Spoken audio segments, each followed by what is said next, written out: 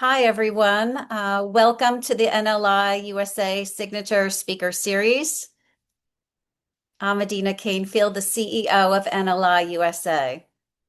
As many of you know, the National Library of Israel is the keeper of our stories. Stories that we strive to share in meaningful ways, bridging the past and the present. We take inspiration from many sources as we bring different voices to you in our programs. This past month, with Mother's Day in America, at the beginning of May, and with a reading of this book of this month of the Book of Ruth on Shavuot, closing out the month, we're thinking about the bonds of women and their contributions to our culture.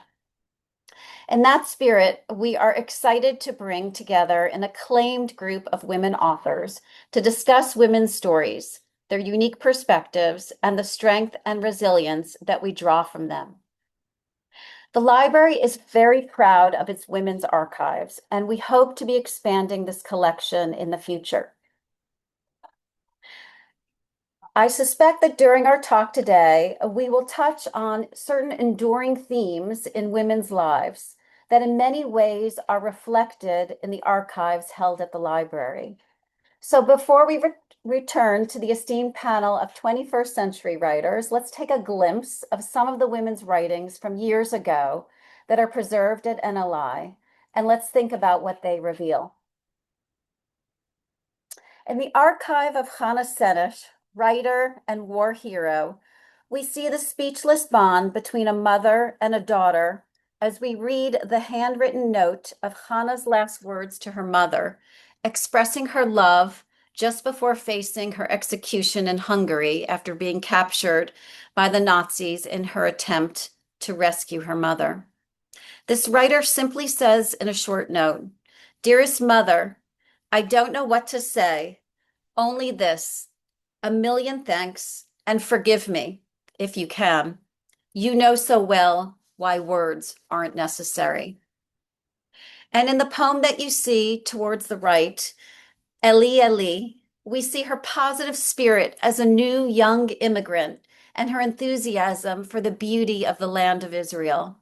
As she writes with Hebrew spelling mistakes that we see here in her notebook, this famous song showing both her confidence and love for the land and her vulnerability as a new immigrant.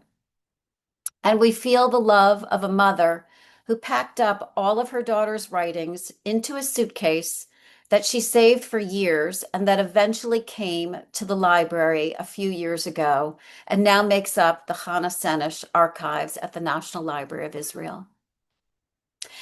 And in the archives of Naomi Shemer, the great music writer who authored Jerusalem of Gold, Yerushalayim Shel Zahav, we can see moments of self-doubt and striving for perfection as we learn that when Naomi Shemer was first approached by the mayor of Jerusalem to do a commissioned piece for Israel's Independence Day celebration in 1967, she at first turned down the commission, fearing that she wasn't good enough to take this honor, only to, in the end, write one of the country's most famous songs about Jerusalem. Here we see the musical notations and the draft of the last stanza of Yerushalayim Shel Zahav that she added when Jerusalem was united after the 67 war. In the archives of Paula Buber, the wife of the great philosopher Martin Buber, we learn about Paula's impact on her husband's work as his advisor and as an author in her own right, as she wrote under the pen name George Monk. Her papers were a part of her husband's archives until they were later separated by the library into their own distinct collection, later found worthy in their own right as an independent archive. These women's voices, as revealed through their writings, give us insight into our own journeys as readers, writers, and thinkers. With that, let's turn to our very full and excellent panel of women writers of today.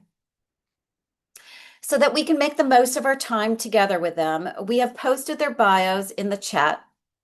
and I invite you to review the history of their work. They are writers of fiction and nonfiction, children's book authors, journalists, editors, cookbook authors, winners of book awards, essayists, television hosts, commentators. We bring all of those aspects of their work to you today. Some of our writers have books that just came out, and others with books coming out this year and next. Lisa Barr, Judy Batalion, Annabelle Gurwitch, and Lihi Lapid. We invite you to put on your cameras, and we are deeply honored to have you with us today. I now turn to Zibby Owens, best-selling author and editor, award-winning podcaster, Substack writer, television host, media founder, and bookstore owner to lead the discussion with our authors today. You'll be able to pose questions to the guest speakers in the Q&A section, and we'll address them at the end of the program. Zibby, it's all yours. Thank you so much. And I am just absolutely thrilled to be here, mostly because I am with four absolutely amazing women who I could just sit around and talk about writing and storytelling and being Jewish, all of the things with Lihi and Lisa and Judy and Annabelle. So, welcome, ladies, and welcome everybody who's here to watch and listen. Thanks for having us. This is great. Of course. Finally, your voice, Lisa. Yes, how Um, are you? I'm wondering if you could all kick us off by explaining how you became a storyteller. Were you a born storyteller? Were you always drawn to writing or not? How did this happen for all of you? Lisa, go ahead. All right, all right. So I'm in the born storyteller category. So even from my second grade essay, I said, what do you want to be when you grow up? I knew I wanted to write books. And I'm the daughter of a Holocaust survivor. So I had a lot of built-in stories in my house. And when I was 17, I was always writing, like I'm sure everyone here, always reading. Books were an escape for me for sure, as well as an enjoyment. But I was a high schooler and I was on this internship program in our state capital. And I was approached by a special law enforcement unit. And they said, would you be willing to be used as bait to stop a sex trafficking ring? And at that time, there were no phones. You didn't need your parents' permission for anything. And I was like, sign me up. It was in real time. We broke a sex trafficking ring. They used me as bait, and politicians were arrested, major people in this huge sex trafficking ring. And I was, a teenager.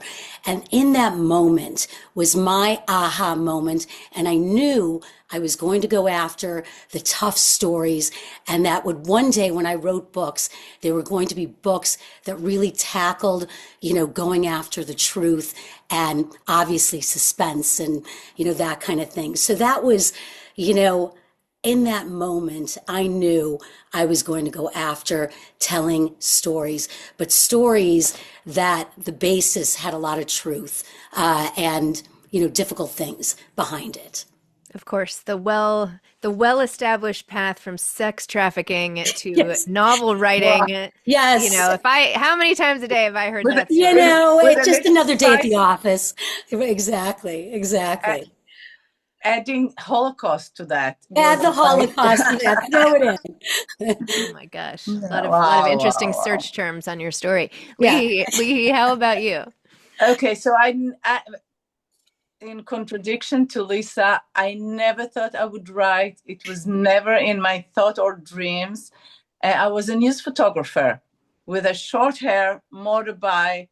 I was really, really tough, going all the way in a somewhat okay, going away, and that's it. That's what I was. That's what I studied, and then I was pregnant, and it was my third pregnancy. The first two didn't succeed, and I went to the doctor, and he said, uh, first of all, I want to say about pregnancies that doesn't succeed. So many women are going through that, and so little is being said about that. And I went to my doctor and he said, if you ever want to be a mother, stop with the motorbike, leave the heavy case of cameras on the side.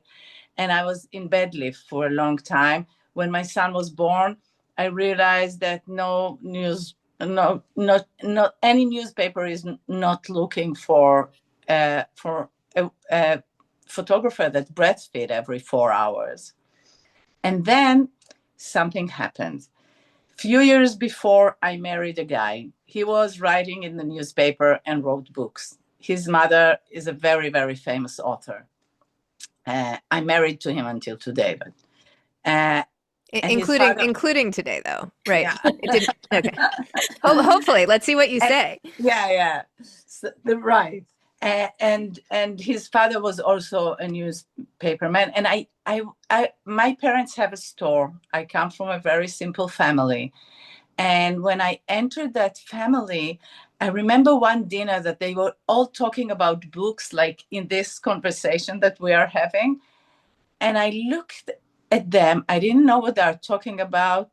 And then I said to myself, hey, girl, you can sit here now for 30 years feeling stupid, or you can do something about it.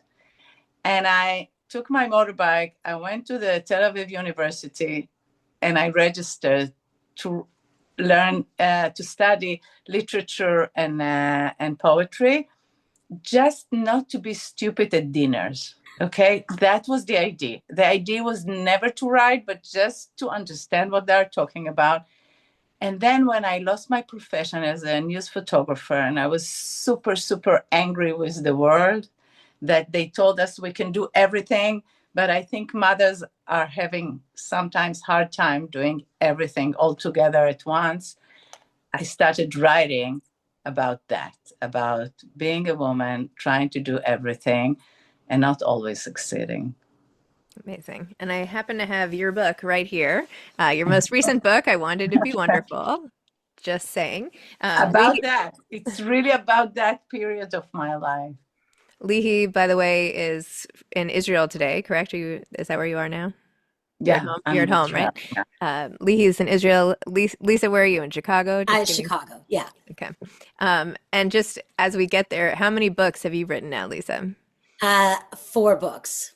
4 books. Wow. And this anthology you probably never heard of, Zibby, called I'm Being Jewish Now. I mean, I just happen to have that one I here mean, too. me too. Oh, And look at you yeah, all yeah. prepared.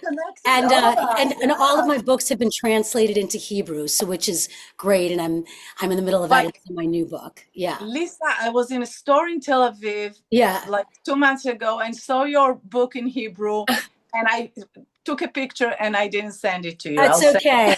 Thank you so much. That's so nice. By the way, all of the women contributed essays to On Being Jewish Now, and you will see all their brilliant, shining voices on display there as well.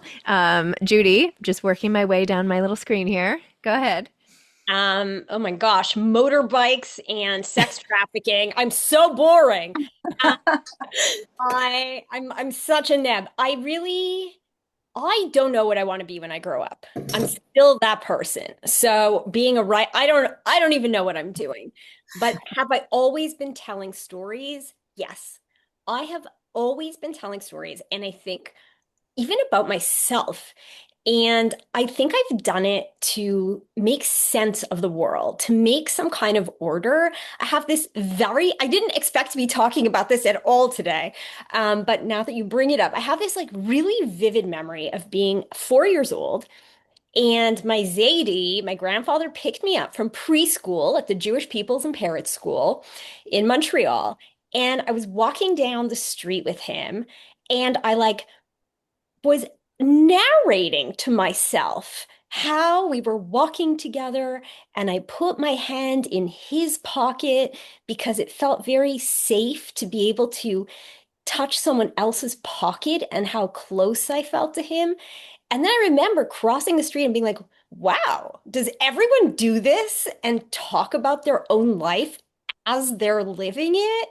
And I was very, very young and very aware that I was like literally record or narrating in my own head my experience as I lived it. Now, I'm sure it's pathological. I'm not saying this is a great thing to do. But there was some impulse, some need to tell myself or even relay or experience the world through words.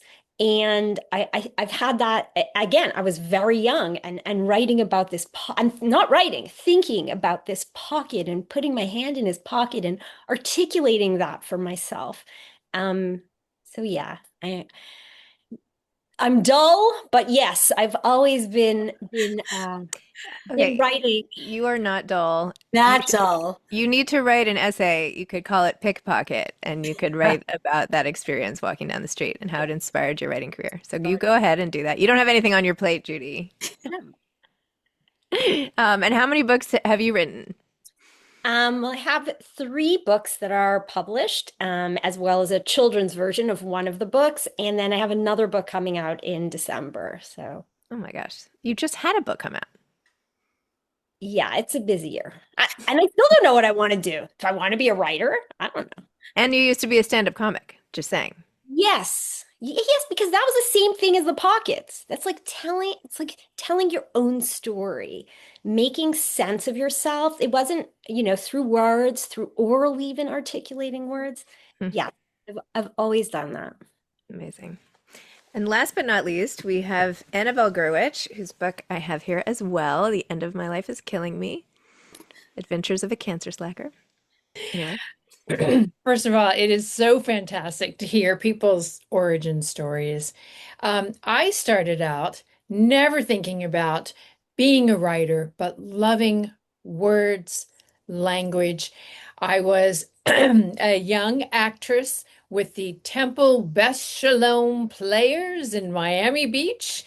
At, I think, 12, I did my first play, Milk and Honey, playing a divorced American who comes to Israel looking for a husband at age 12. And we did all of the canon of Jewish writers, Death of a Salesman. I was a 14-year-old Linda, the wife. I was Frumacera in Fiddler. And I had an acting career, and it wasn't until I was 40 that I started writing. And the direct um, impulse to write came from, for some reason, it took me all that time to find the humorist S.J. Perelman. There was something about his writing that captured not only humor, but humanity, and something clicked in that moment. And I was fortunate enough to be able to take some notoriety from being an actress and turn that into writing. My first job was as a commentator on NPR. I started writing for the New York Times, the Wall Street Journal. I was so fortunate enough to have great editors who really taught me to write. And what I wanted to write, and this was really influenced by my background. I grew up in Alabama. We are the Shalom Y'all tribe of Jews. And there's not a lot known about the history of the Southern Jewish experience. And my family talked about this. They were all storytellers. And this sort of idea of talking about this unknown history, and that gave me an impulse to tell more unknown histories. And the idea of telling stories, nonfiction stories, in the context of history and the world we live in, with humor, because to be a Southern Jew, you have to have a sense of humor. Such an outsider in that world that that was always part of the tradition. And I feel like in my now 6 books, I mean, it's sort of crazy. I didn't start writing till I was 40, and then I just haven't stopped. And in all the essays I publish, I'm always looking for that moment of what can I add to a story that exists in the world that hasn't been expressed exactly in this way, this sweet spot of humor, of pathos and comedy. So this is what I'm always looking for, and it has such a profoundly Jewish root that, it's so very exciting to be here to talk today about writing, about motherhood, about Jewishness, about identity as a Jewish American, because these things are really so enmeshed in my life as a writer, and I think in all of our lives, that I'm really excited about our conversation and just so honored to get to be part of this great tradition, which always is yielding new writers. I mean, I'm so excited to read the writing of Martin Buber's wife. This is a new project that I can't wait to start. So thanks for having us all here. And I can't wait to hear the rest of you talk. So I'm going to stop talking now. Thank you, Zibby.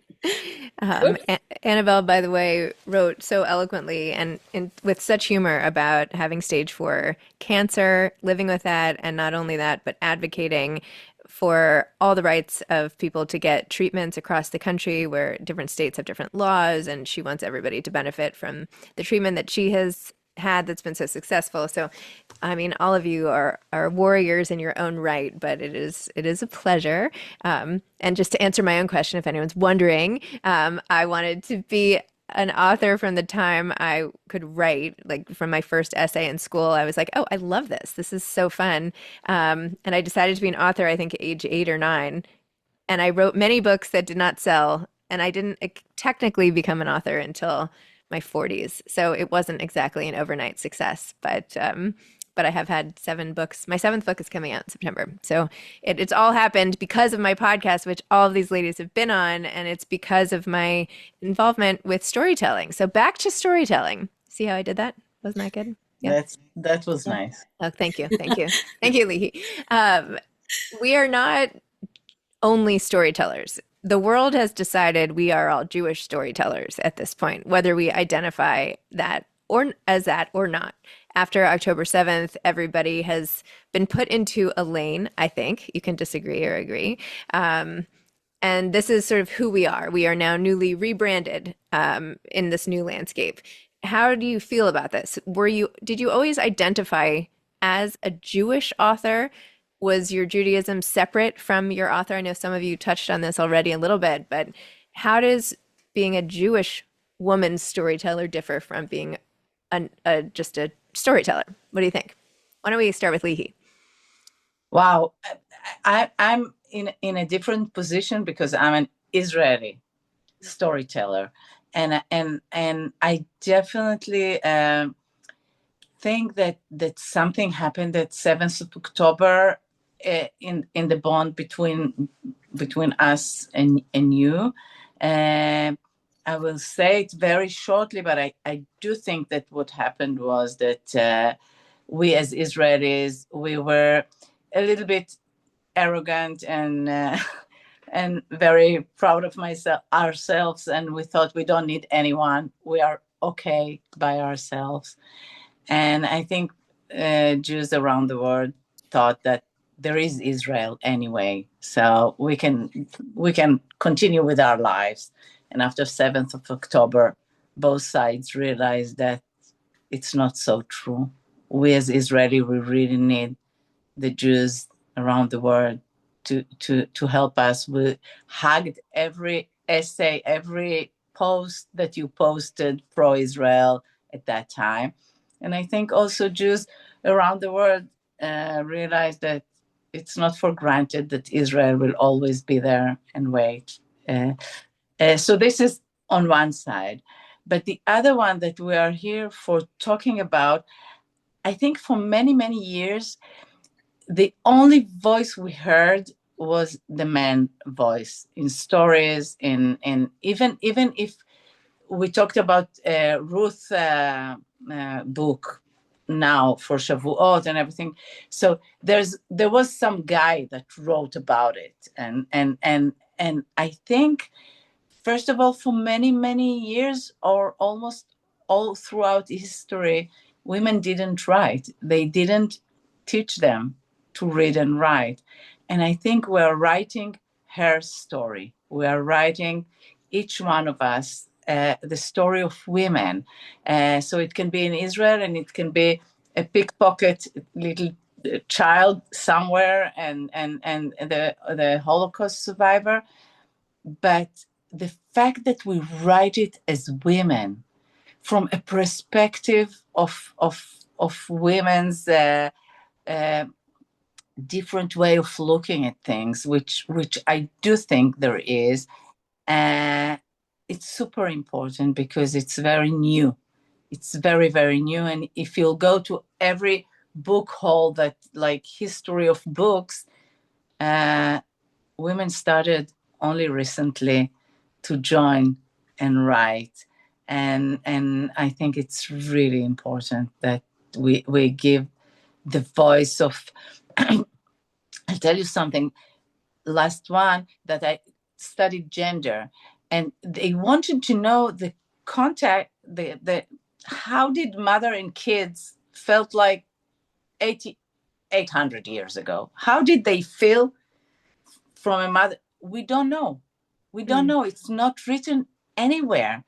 And if we won't write it, so no one will know how we felt now. So true. Annabelle, go ahead. This topic of how our lives and public identities has changed since October 7th. I mean, I think it's present with all of us at all times. You know, as a public person, as an actress and as a writer prior, it was always important to me to identify as a Jewish person, because I feel my writing and my life have always been intertwined in the ethics and values that I was raised with. So, for instance, I do a lot of volunteer work. The center of my life has been for many years now the principle of welcoming the stranger. I do this volunteer work where I work with young people seeking asylum in the United States. And that is it is a secular project that we do, but it is directly related to my upbringing and to Jewishness. But after October 7th became even more important because I'm very keenly aware that many of the people that I meet in my life in that context may have never met a Jewish person. And since October 7th, it's become even more important to me that they know that I am a Jewish woman, and because this may be their first experience, and I want them to have a good experience with a Jewish person.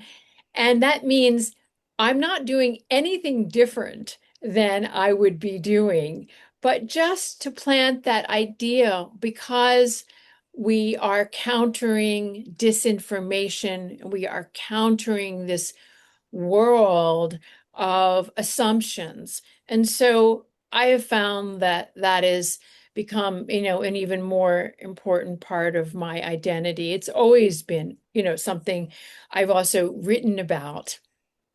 And but the stepping up of that moment, I don't know that I would have, for instance, I published a piece when there was a boycott of Bathsheba Dance Company announced in the United States.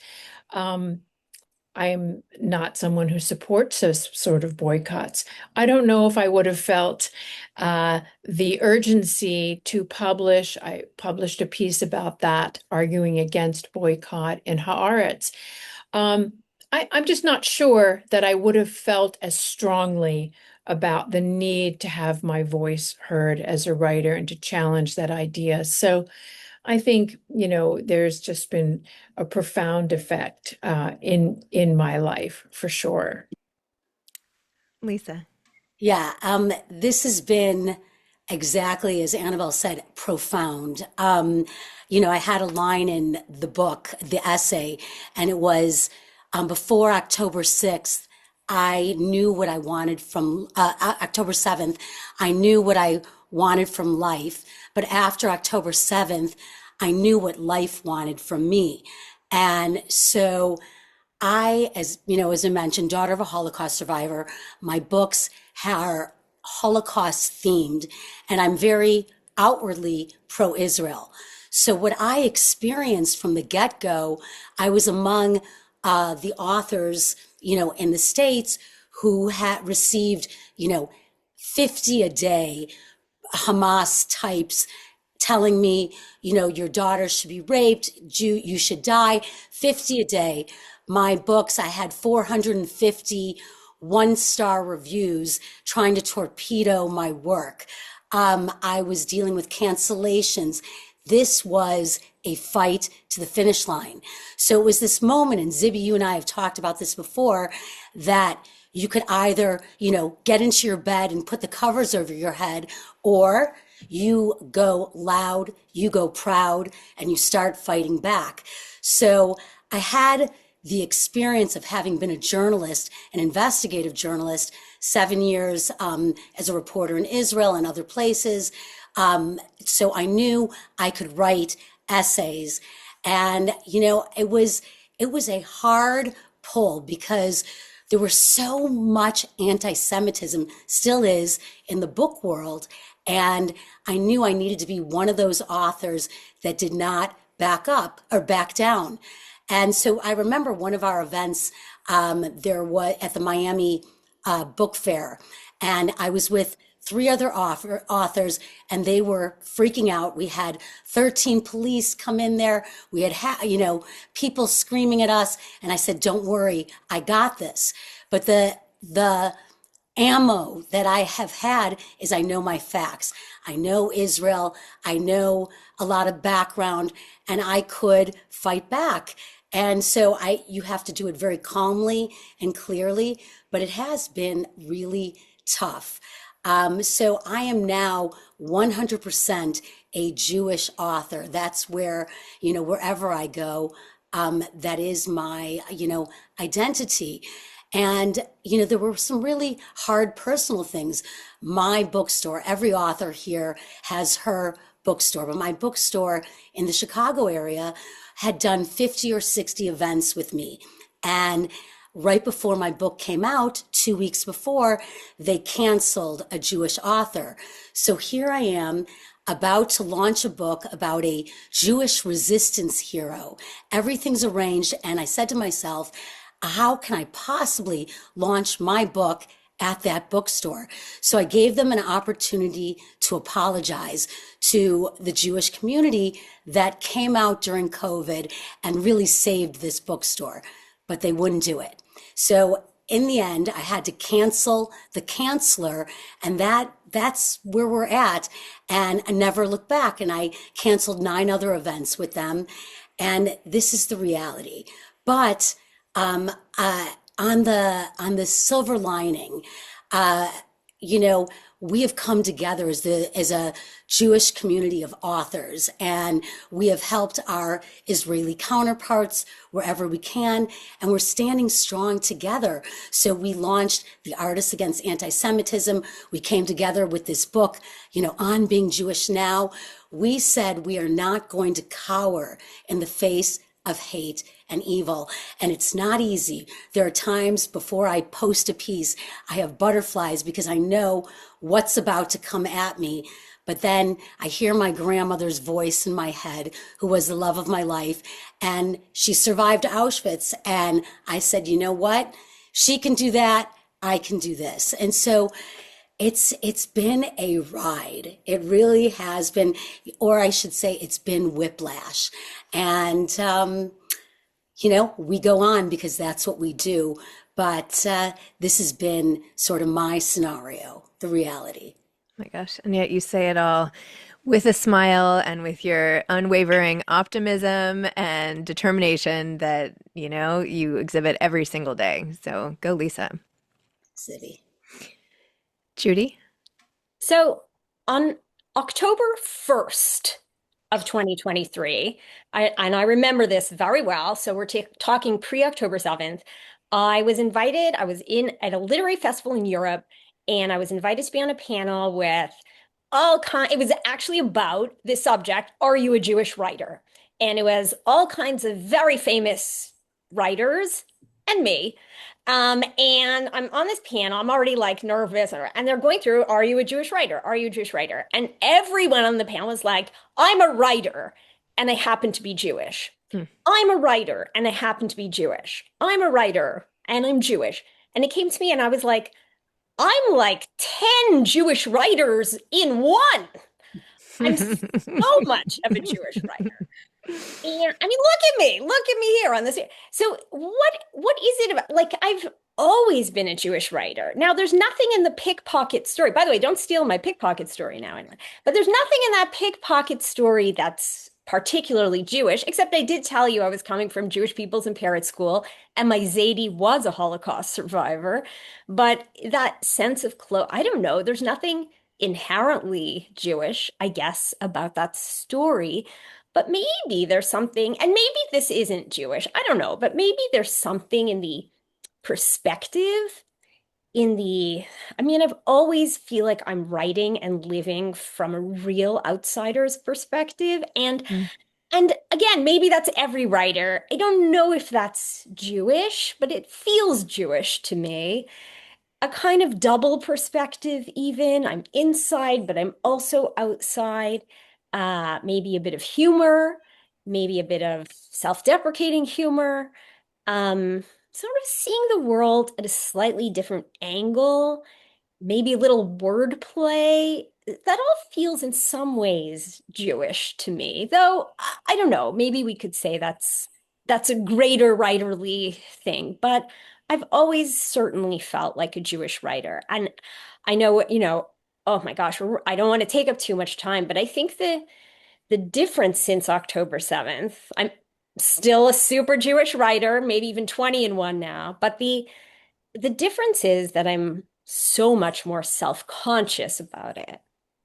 And that feels mad about that because that takes up energy. And I don't want to have to deal with that. When my books came out all my books have been about Jewish women and the Holocaust. And the ones that came out pre-October 7th, I mean, yes, I got tons of anti-Semitic Twitters and Holocaust, but I didn't care. I was open. I wasn't conscious about saying I was Jewish. My books are, I really have studied and written a lot about Zionism in the 1930s. I'm very interested in labor Zionism in the 30s. It's like the subject of two of my books. And I talked about that very openly. And suddenly, oh my gosh, my book's about a Zionist? What a word. The word, I became so, I still say it, I still talk about it, but there's almost like a tax on me. There's a self-consciousness about it that I get very mad about because it feels like it's taking up my energy in a way that I wish it wouldn't. And I'm trying to find a way to turn that around for myself too, or to come out of it or ignore it. But that's hard. It's hard.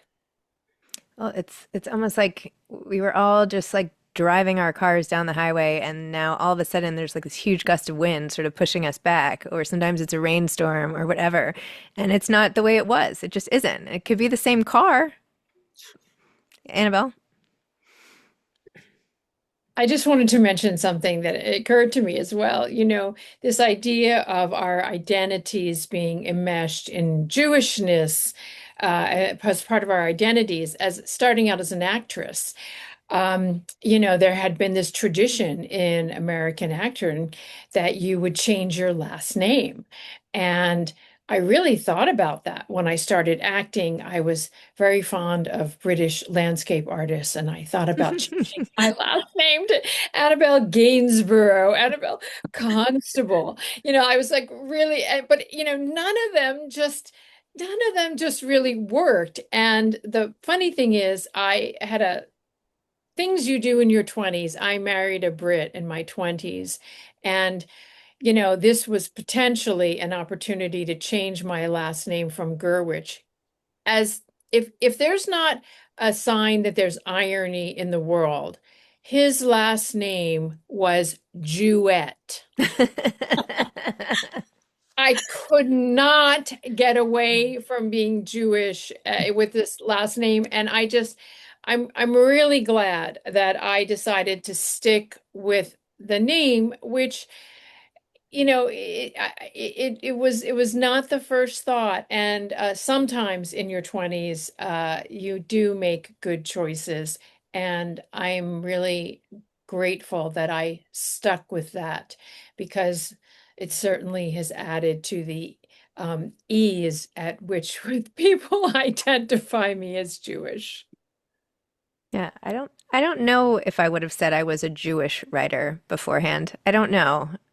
No one even would have asked me, I don't think. But my book before October 7th, my novel was about a Jewish woman who was dealing with her kids' bar and bat mitzvahs, and the dog's name was Dayenu, and I thought that was really funny. And I think when we tell our stories and we are Jewish and proud of that, and it's an important part of who we are, it comes through.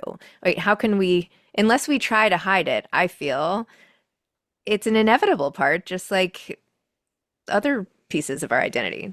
So Yeah, it just seeps in, I think, no? but I agree with Judy that now it's like the conscious. Yes. When from now on, when you will write about a main character that she's a Jewish woman, you will know what it leads to you. Lisa, I want to say something about my last. The book before was published in HarperCollins, Mhm. and and and when we tried to launch it, for 3 months they didn't find any store in Manhattan that was willing to host a signing event. It was May 24. It was a few months after 7th of October, in the middle of the war. But then I met Zibby, and she fell in love with another book of mine, and decided to publish it. I Wanted to Be Wonderful. And what Zibby did was she really headed into the Jewish community. And while the other one was in a big publishing house, and it didn't work out because things were so closed to Israeli authors, and definitely an Israeli author that her husband is a politician. And with Zibby, my book entered the USA Today bestseller list because the Jewish community really looked and hugged and gathered together, helping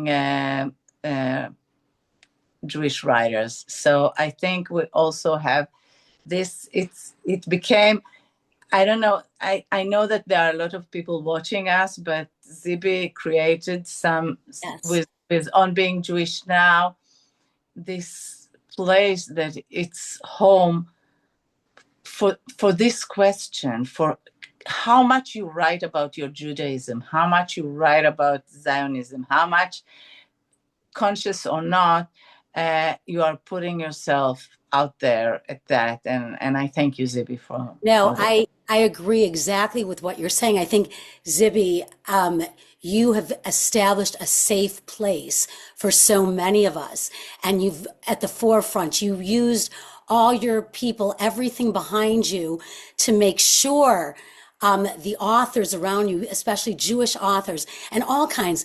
It could be an author of love stories or motherhood or, Holocaust stuff. It didn't matter. You set up a place all over the country. So many events. I was doing my events. I was doing panels for On Being Jewish Now. It was this motor that we are not going to be stopped in our tracks. And that is exactly what you've done for us. And for so many authors, some of us are seasoned, but a lot of the newbie authors who are coming out, there's no place for them. There's no voice. And so you really, what you've done is just, nothing short of miraculous. And you made it fun too. Fun in a world where, felt so hard. You brought, us together, created groups, created communities. It was this, and on top of it, the world listened. What is it?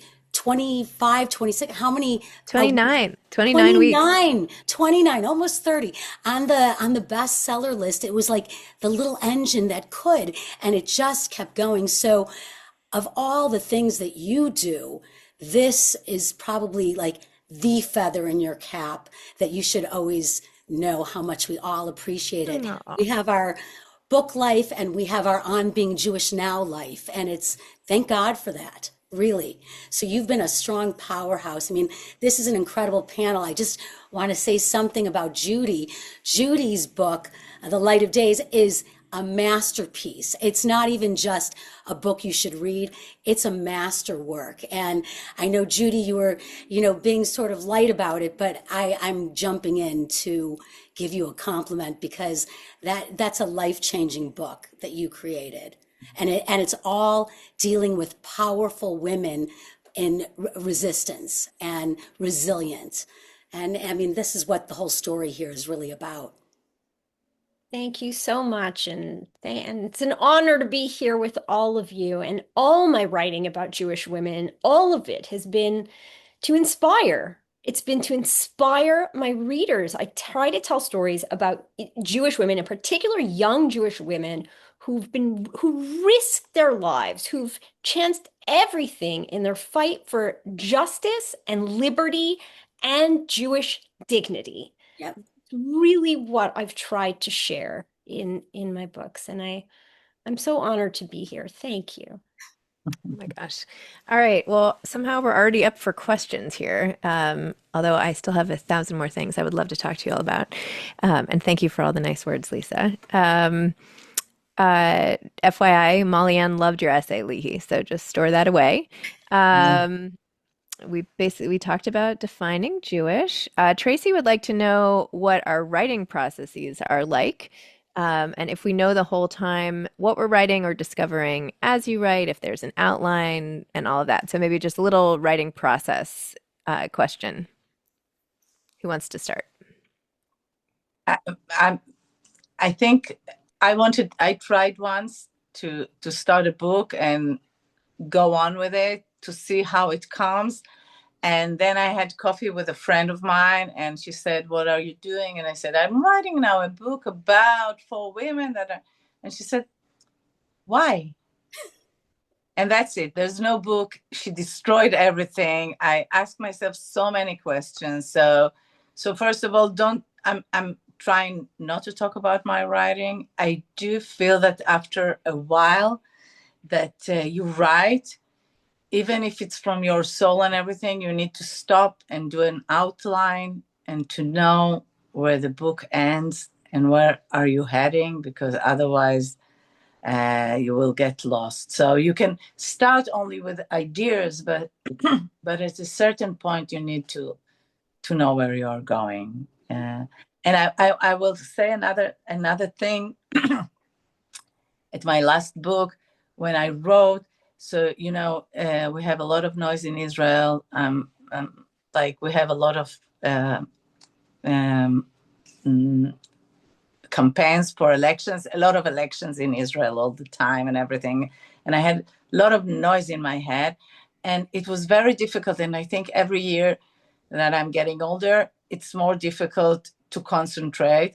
So suddenly I found something that women over 50 are not sleeping well. I don't know, it's a big secret. No one talks about it. But then I realized that between 3:30 in the morning and 5:30 in the morning, there is quiet. There is nothing.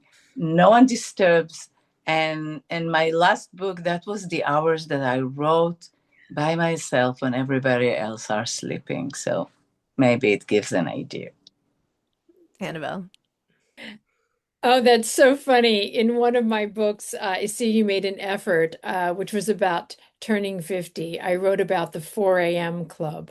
And how, and when I published that book, I would get contacts on Facebook from women who would write me saying, "It's 4 a.m.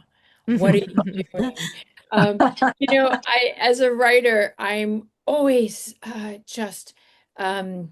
I'm always writing. What am I writing about? When I think if you are awake in the world, it's there's stories. I loved Patty Chayefsky's inspiration. He wrote a play called The Middle of the Night, which started from overhearing a conversation in a diner in New York.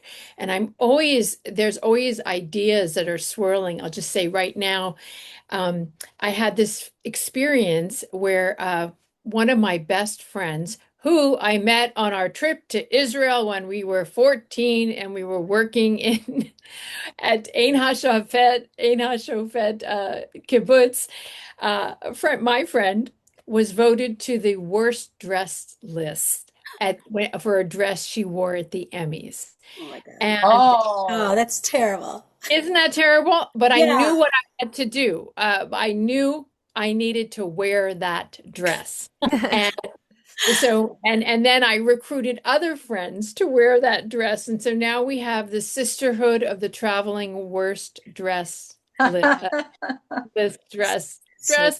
And I want to write about this, and I want to write about it's just like a story that just is just about women's friendships, what we do for each other. And it's just being awake in the world. And every day something catches my eye. And so I'm always working on stories. And when I see a bunch of stories that I'm working on, a theme start to emerge, then I know I have a book. But I also publish a lot of essays, and they just come from things that I am observing every day in life. And so it's the Patty Chayefsky School of Writing. Wow. That's amazing. I am a morning person as well, so I'm the 5 a.m. club. And given my books are historical suspense, I have to do a lot of research. So, and given I'm a journalist by background, it's kind of a blessing and a curse because I need a lot of sources to prove one fact is really true. So I usually do about 10 months of research before I allow pen to paper. And then I do the outline as Lihi was talking about, because it's history stuff, so it needs to be in a certain order. So then once I have the outline, basically I kick my family out of the kitchen. I open the table where the leaves are out, so it's like seating 14, and I open the dining room table too.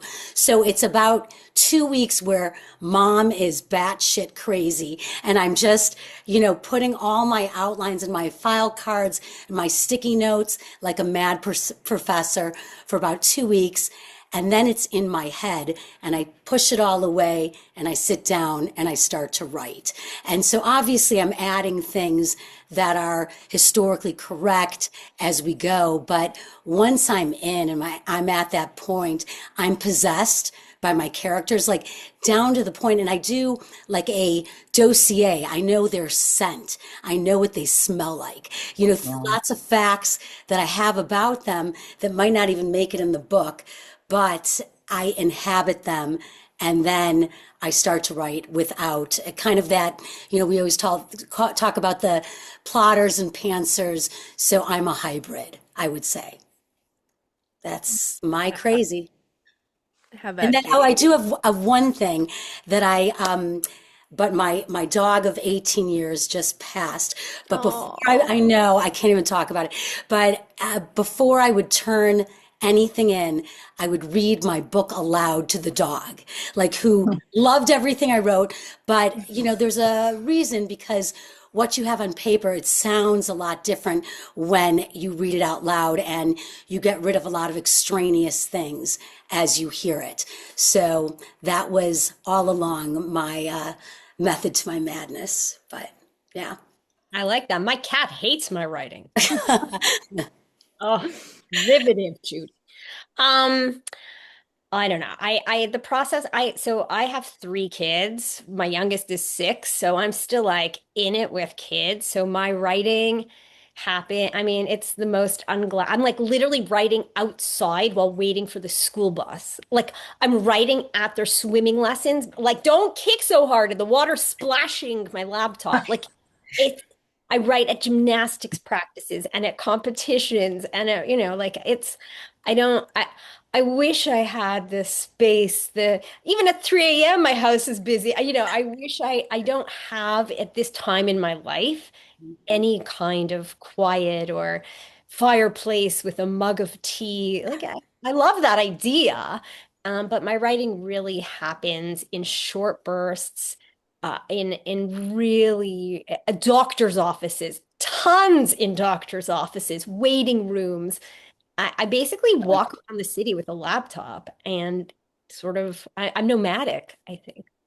I do a Wow. lot of I writing in wrote my first. doctors' offices. Yeah. I just want to say that sometimes a constraint for time can be a great motivator because there is never the perfect, Hmm. rarely the perfect fire burning, Right. cozy moment. And I write on subways. That's an actually great constraint. And I do want to mention Patty Chayefsky, of course, was Jewish. And Judy, on that note, I mean, I have three daughters, but I hear you. I remember writing my first book. I wrote it one-handed nursing the whole time and with the two fingers. And in between the videos is 20 minutes. So we have all been there, trying to find that stolen, precious time. It's not easy if you want to have family and children and a book career, all the things. It's not a straight line at all. I have 4 kids. I'm in the same boat, but they're not as young as yours, Judy. My youngest is now 11, but I write a lot on the car, laptop on my lap while they're falling asleep at night, on airplanes. And sometimes I'm like, oh, good, a delay, because I was really into what I was writing. Like, just give me another 20 minutes. Maybe there won't be a gate. Maybe, that would be great. But I think what you said earlier, Judy, sort of sums up a lot of what we were talking about today, which is this notion of writing to make sense of the world and writing to inspire. And as we talk about these stories and the concept of women's stories being an archive of sorts, the fact that in our precious moments, all of us and so many other authors are out there trying to preserve and capture what it is that we see, whether we're outsiders because we are Jewish or something else about our situations, but we are all linked by that observational nature and then desire to take whatever's funny or interesting or whatever and commit it to share it for the greater good. And I think that in and of itself is a very Jewish thing to do. So thank you so much to all of you for coming on. I adore all of you so much. And thank you so much, Adina, for having all of us here. I want to just thank you, Zibby, and your incredible group of clearly friends and writers, um, for sharing your stories and for giving us the insight into what makes you tick as writers, and how you see the world before October 7th and after October 7th. And really being responsible in many ways for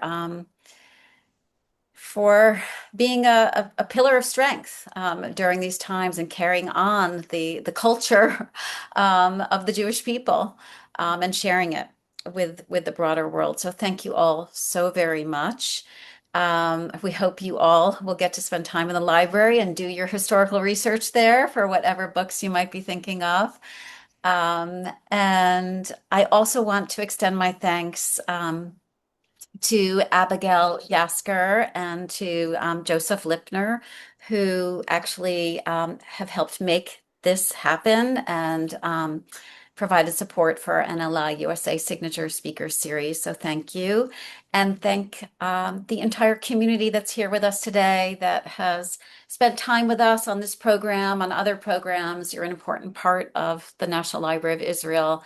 And we're delighted to share the library's resources and the amazing people who are connected to us and to our mission of bringing the culture of our people to greater light in the world, in Israel and more broadly. So thank you all for joining us. Yeah. And we hope to see you at our next program. Thank you. You. Thank you so much for this opportunity, and I wish for quiet days in Israel. Amen. Oh, Amen. yes. Yes. Thank Thank you, you. everybody. Yeah. It was great to have you.